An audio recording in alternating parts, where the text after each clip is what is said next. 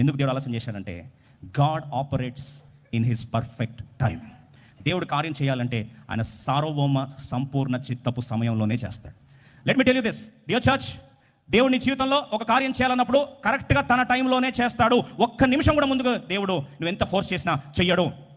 ఆ వెయిటింగ్ ప్రాసెస్లో నీకు కావాల్సింది యాకోబు గ్రంథం 5వ అధ్యాయం 7-8 వచనాల్లో ఒక వ్యవసాయదారుడు విత్తనం నాటిన తర్వాత ఆ ఫలము కొరకు ఎదురు చూస్తున్నట్లుగా ఓపికతో ఎదురు చూసే వ్యక్తికి ప్రభు అంటాడు, సహోదరులారా, ప్రభు రాకడ వరకు ఓపిక కలిగి ఉండుడి. చూడుడి, వ్యవసాయకుడు తొలకరి వర్షము కడవరి వర్షము సమకుడు వరకు విలువైన భూఫలము నిమిత్తము ఓపిక ఉంటారు. నా కాళ్ళగతులు ఎవరు వర్షాలు ఉన్నాయి.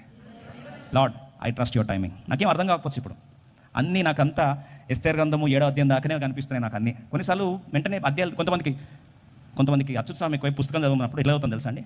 నాకున్న బ్యాడ్ హ్యాబిట్, నేను ఫస్ట్ నుంచి చదవను, లాస్ట్ పేజ్ ఓపెన్ చేస్తాను డైరెక్ట్, బ్యాక్ నుంచి వస్తాయి ఏముంది స్టోరీ అని. థ్రిల్ ఉండదు అప్పుడు. ఫస్ట్ నుంచి ఏం చేయాలా, చదువుకుంటూ పోవాలి. రేపేం జరగబోతుందో దేవుడు ఏం చేస్తాడు, దాన్ని ఓపెన్ చేస్తాడు. Trust God's timings, trust God's perfect timings. అందుకొరకే దేవాన్ని సార్వభౌమచిత్తానికి ఏం చేస్తాను, తల వంచుతాను.